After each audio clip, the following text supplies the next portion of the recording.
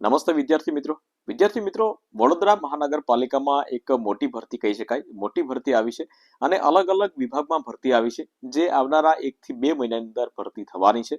તો કયા કયા ડિપાર્ટમેન્ટ અંદર ભરતી થવાની છે કુલ જગ્યાની વાત કરીએ સૌપ્રથમ તો આમાં 2300 ની ભરતી થવાની છે અને ત્યાર પછી આમાં અલગ અલગ ડિપાર્ટની અંદર ભરતી થવાની છે તો આપણે ડિપાર્ટમેન્ટ આપણે જોઈએ આપણે સૌપ્રથમ છે 525 ભરતી થવાની છે રેવન્યુ ક્લાર્કમાં થવાની છે રેવન્યુ તલાટીમાં નથી થવાની બરાબર એટલા માટે એ તમને થોડું ક્લેરિફિકેશન કહી દઉં મિત્રો ત્યાર પછી વાત કરીએ આપણે જુનિયર ક્લાર્કની વાત કરીએ તો એમાં 300 જેટલી જગ્યાઓની ભરતી થવાની છે 66 ઇજનેરોની ભરતી થવાની છે ત્યાર પછી હેલ્થ ડિપાર્ટની વાત કરીએ આપણે તો 72 નર્સની ભરતી કરવાની છે પટાવાળા પણ 70 ની ભરતી કરવાની છે ત્યાર પછી 80 હેલ્થ વેલનેસમાં ભરતી કરવાની છે અને 62 જેટલી મેડિકલ ઓફિસર તરીકે ભરતી કરવાની છે MPSW ની વાત કરીએ તો એમાં 72 જેટલી જગ્યાઓની ભરતી કરવાની છે તો શું છે આ ભરતી વિશે વિગતવાર વાત કરીએ આપણે તો વિડીયોને લાસ્ટ સુધી જોતા રહેજો મિત્રો તો ચાલો શરૂ કરીએ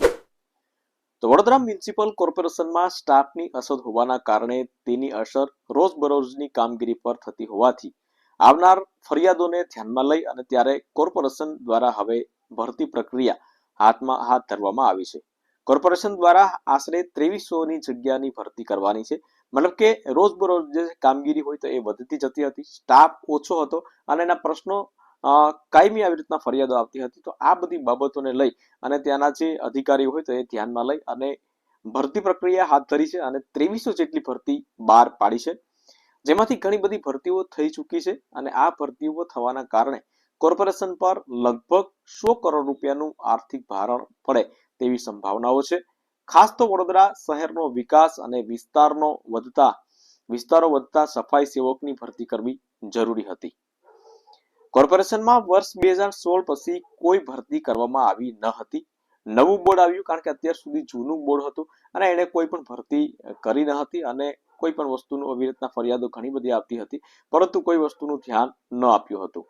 નવું બોર્ડ આવ્યું હવે તે પછી ભરતી પ્રક્રિયા પર ધ્યાન કેન્દ્રિત કરી અને નોંધપાત્ર કાયમી મહેકમ ઊભું કરવા પ્રયાસ કર્યો છે 1200 સફાઈ સેવકો માટે મહેકમ ઊભું કરવામાં આવ્યું જેમાંથી નક્કી કરેલા માપદંડના આધારે 1000 થી વધુની ભરતી થઈ ચૂકી છે વર્ગ 1 થી 3 માં 831 ની ભરતી કરવાની છે 1 થી 3 વર્ગમાં 831 ની ભરતી કરવાની છે જેમાં 525 રેવન્યુ ક્લાર્ક નો સમાવેશ થાય છે અને આગામી 2-3 મહિનામાં 1 થી 3 માં 300 ક્લાર્કની ભરતી કરાશે આ ક્લાર્કનો ઉપયોગ રિવાઇઝ આકારણી માટે કરાશે અને એ રીતે કોર્પોરેશનની આવકમાં વધારો કરવામાં આવશે આગામી મહિનામાં 66 ઇજનેરોની ભરતી થવાની છે હવે ભરતી થવાની છે બરાબર એટલા માટે આવનારા સમયની અંદર ટૂંક સમયની અંદર આ ભરતી થવાની છે ક્યારે થશે તો એના વિશે હું તમને જણાવી દઈશ મિત્રો મહત્વની ગણાતી અધિકારીઓની જગ્યાઓ જેમ કે chief fire officer TDO city engineer park and garden ડાયરેક્ટરની પણ ભરતી થવાની છે ફાયર બ્રિગેડમાં સ્ટાફની જે અછત છે તે પૂર્ણ કરવામાં આવશે કોર્પોરેશન દ્વારા આરોગ્યલક્ષી સેવાઓનો વ્યાપ વધારવા 80 હેલ્થ એન્ડ વેલનેસ સેન્ટર શરૂ કરવામાં આવ્યા છે મતલબ કે સેન્ટર હેલ્થને રિલેટેડ સેન્ટરો શરૂ કરવામાં આવ્યા છે 80 તો એના રિલેટેડ પણ ભરતી કરવાની છે જેમાં નાણાકીય પંચની ગ્રાન્ટ મુજબ કરાર આધારિત હવે આમાં કરાર આધારિત છે મિત્રો આમાં બરાબર તો એમાં 11 મહિનાનો કરાર હશે કરાર આધારિત કેટલી ભરતી કરવાની છે એના વિશે વાત કરીએ આપણે તો 62 medical officer 72 multipurpose health worker 72 nurse અને 70 પ્યુઅન મતલબ કે પટ્ટાવાળા અને 70 સિક્યોરિટીનો સમાવેશ થવામાં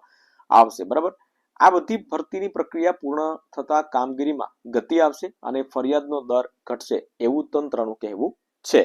પરંતુ આ બધી જે ભરતીઓ છે તો એ મતલબ આ બધી ભરતીઓ એટલે કે હેલ્થને લઈને જે ભરતીઓ છે